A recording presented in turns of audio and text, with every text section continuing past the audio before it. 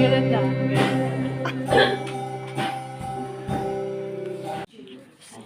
Amen. All the All the time. time. God is good. Yung mga kanta kanina, Holy Forever. Ano yung kanta? Ang ganda nun. Dakilang. Sino lang ba ang may dakilang pag-ibig? Si Diyos lang. Kasi yung pag-ibig ng tao minsan nawawala. Yes. Amen. Amen. Yung kanta pa ni Sister kinapastora kanina, we are family. Amen. Kaya kung sinasabi na ninyo, nandito tayo sa abroad, wala tayong pamilya. We are God's family. Amen. Hallelujah. This is my last that I stand up here. Sabi nila, babalik daw. Hindi ako sumakay. Hallelujah. Pero, ano man ang plano ng Diyos,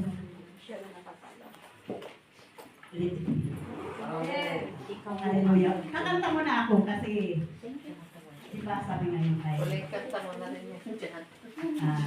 awitan ko na. Itong awitin ko ay luma, pero laging bago. Amen. Luma, laging bago. Into your hands. Sabayan niyo ako. Kasi, kaya ito ay napili ko dahil sinasabit ko sa Panginoon ng aking pag-uwi. At sinasabit ko rin kayo sa Panginoon. Amen. Amen. Hallelujah. Sabayan niyo ako kasi yung boses ko parang umuulan.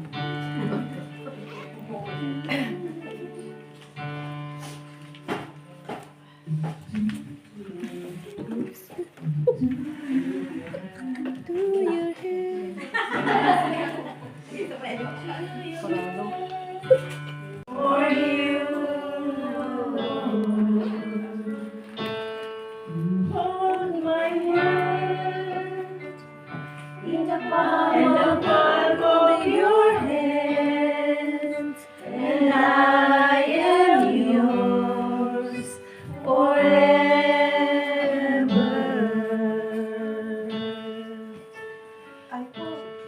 To your hands, I commit again with all I am for you, Lord. You hold my hand in the love.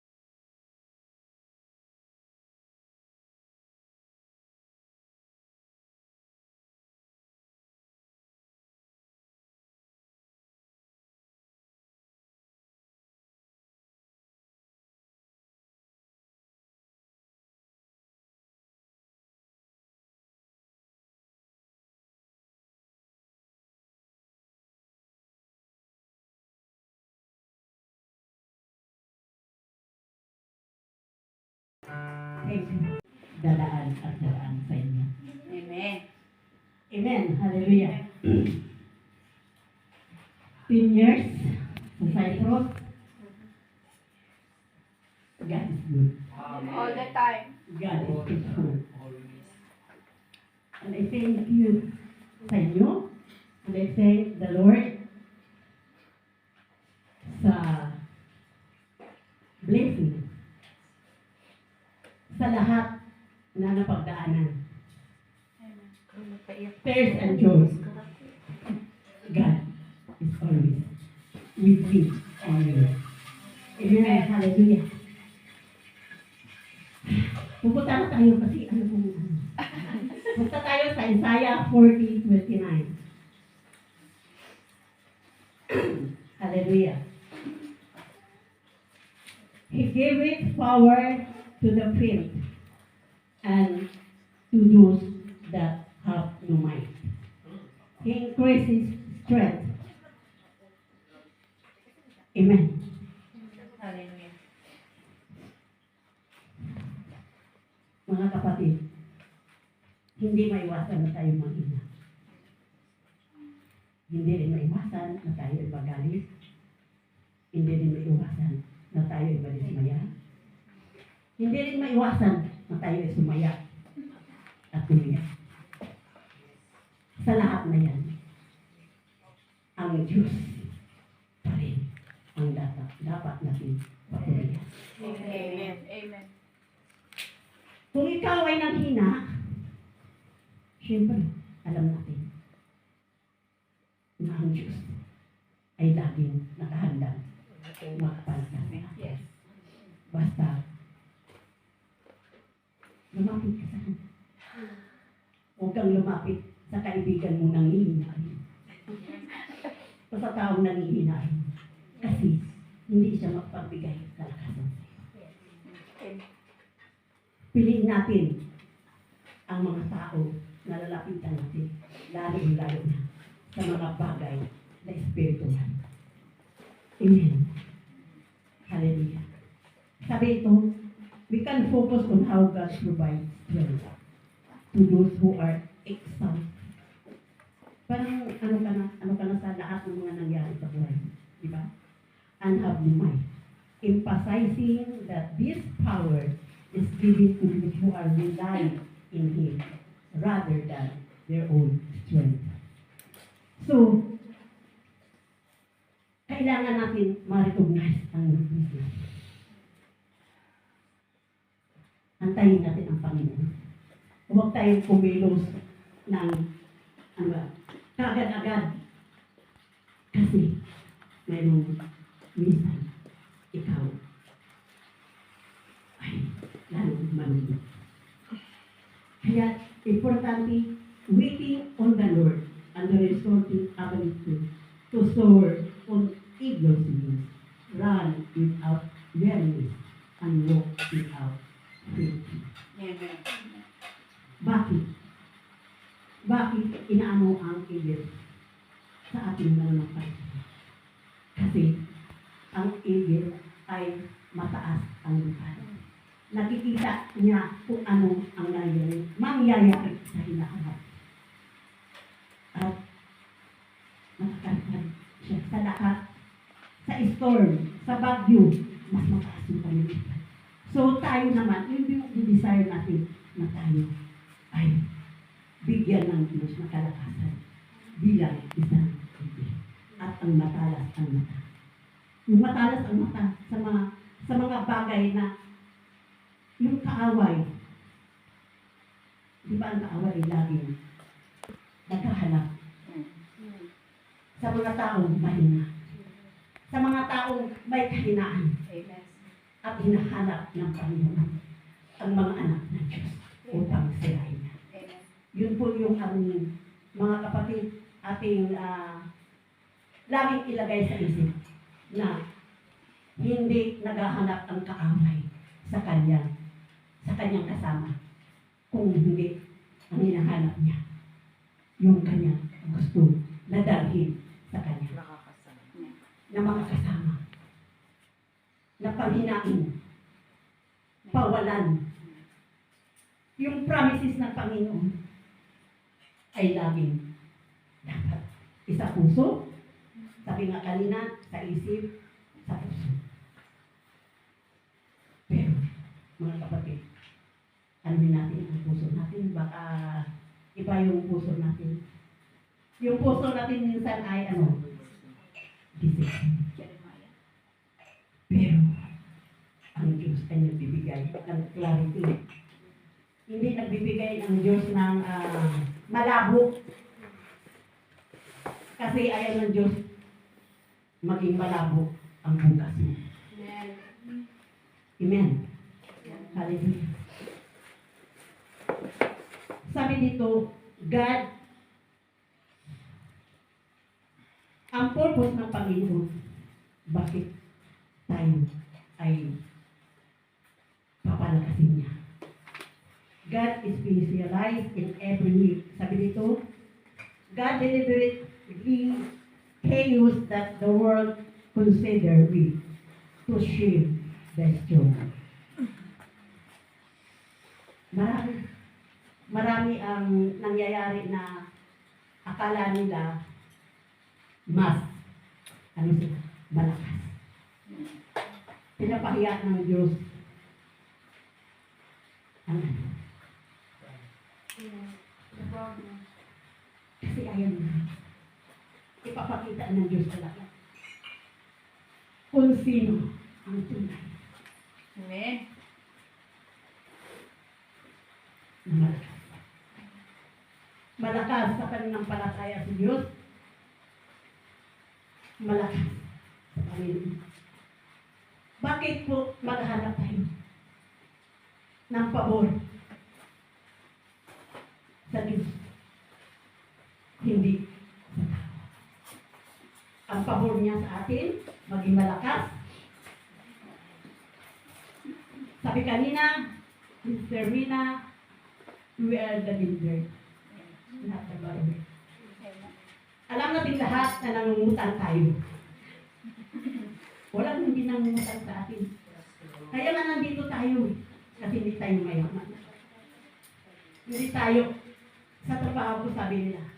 Kasi sabi ko, why yung nyo sa mga third country, hindi patas. We work, and you sit there. Malaki pa yung sahod nyo sa amin. Hindi tayo ka. Hindi ka naman upo, walang nagsabi sa'yo ng magtrabaho. Pero kasi iba yung mental natin eh. Binabayaran tayo. Pero sila hindi. Trabaho, 10 minutes. 10 minutes na pa. Oo, gano'n lang ba? Pati yung ayaw nila yung trabaho tuloy-tuloy. dito gawin. Anyway, sabi ko nga sa Panginoon, sabi Tayo hindi pwede. ko, ako maglilinis ka naman maglilinis. Ipaawag mo na. Pero alam mo sinabi ng Panginoon sa akin, hindi ganyan. Amen. Hallelujah. Kung ano ang trabaho mo naman, hanggang ikay uuwi. Ganun pa rin. Amen. Parang 24/7. natakot kasi ako, sabi ko, sorry. Sorry kasi nandoon yung yung parang gusto mo mag-revenge sa kanila. Pero sabi ko nga, thank you, Lord, na pinapaalala mo sa akin na hindi ganyan ang mga anak. Amen. Ang mga anak mo ay mabubuti ng mga anak. Yes. Kaya kahapon, tumawag yung anak ko, di sabi ko naman, God bless you. Tumingin sila sa akin. Tapos ngumiti ako. Ang doon, sabi nila, parang nila, yung kaiba sa kanila yung pagsabi ka ng God bless you. Sabi ko nga, Lord, sabagay, sabi ko, noon ko pa naman talaga na magkaroon din salvation ng mga amo ko, mga kasama ko, kasi paiba-iba naman yung mga kasama ko. At ako lang ang isa doon na matagal na, 8 years. Mga kasama ko papalit-palit. Siyempre, yung mga amo ko, sila mga amo. Sila. Praise God. So, napunta na tayo sa Sabi ng Panginoon, God choice confounds human wisdom. Sa 1 Corinthians 1:27, He uses weak things to confound the mighty. And also sa 2 Corinthians 12:9, God's strength is revealed our weakness. Amen. Talagang doon nakikita ang kapangyarihan ng Diyos kung tayo ay manunod. Kaya pinaparanas tayo ng problema, hindi lang laging tawa, mayroong iyak, tawa ang buhay natin. Ganun lang talaga. Normal yan. Kasi His grace is sufficient. His strength is perfectly in weakness. Sabi sa Samuel 1:16:7, God looked at the heart, not outward appearance. Kaya lagi natin sinasabi na Mansam. linisin niyo, Panginoon, ang aking puso at isipan. Kasi nagkasama yan lagi. Ang puso, minsan, ay kumakaliwa. Pero, kapag nilapit mo sa Panginoon, ini-spirit yan ng Panginoon. Kumakanan. Huwag mong sabihin na hindi ini-spirit ng Panginoon ang puso mo. Kasi, ayaw ng Panginoon yan. Hallelujah. Sabi dito, man looks at ability, but God looks At the heart. at the Amen. ability. Ano? Magpagamit tayo sa Panginoon. Availability. Amen po ba? Kaya pag inassign ka ng mag-devotion, Ha? mag-devotion ka. Availability.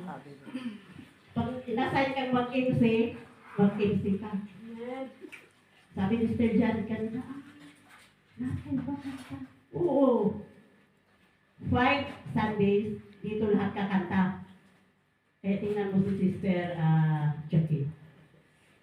Talagang nai-encourage. Hindi na siya nahiya, dati nahiya siya, ngayon hindi na. Praise God, kasabayan din si Pastora kanina. Ang galing niya, si Pastora pa talaga. Glory to God, hallelujah. Ay, praise God. No weakness is too small for God to turn into strength. Zechariah 4:6.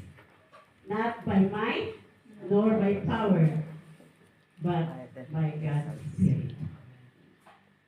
Yun po yung ano natin laging isipin. Kasi, akala natin, tama na yung lakas natin. Pero pag nagtatrabaho na tayo, bago na. Lord, bigyan mo ako ng strength. Ganon din sa strength mo. Yes. Kasi minsan napapagod tayo. Napapagod tayo na umunawa sa kapwa natin. Natutulog tayo. Napapagod tayo kakasalita, pero wala naman nakikinig.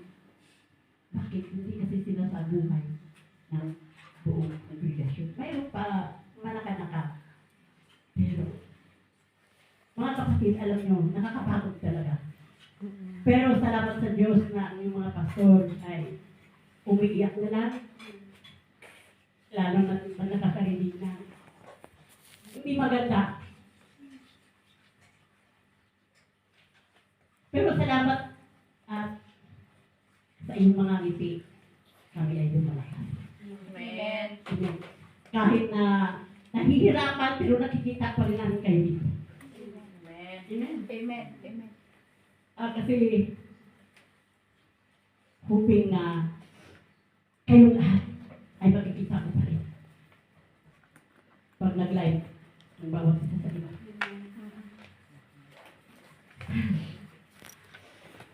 Lahat tayo ay gagamitin ng Panginoon. Sabi nga, God can use anyone. Kaya mayroon bago tayong pinapractice para mag-back up. Ang susunod na yan, mag-lead na yan ng praise and worship. Tutugtog na yan. Magdi-desire talaga kayo. Nagagamitin kayo ng Panginoon dahil binigyan kayong paa, kamay, bibig, lahat binigay ng Panginoon para gagamitin niya sa ikaglorify. Amen. Amen. yung paano na, tama na. Nakapaglingkod naman ako. Mga kapatid, hindi tama. Hindi pa tama. Kasi habang buhay ay gagamitin ka ng Panginoon. May purpose ka pa. At gagamitin ka rin na magdala ng tools. Para ito sa kanyang kanya.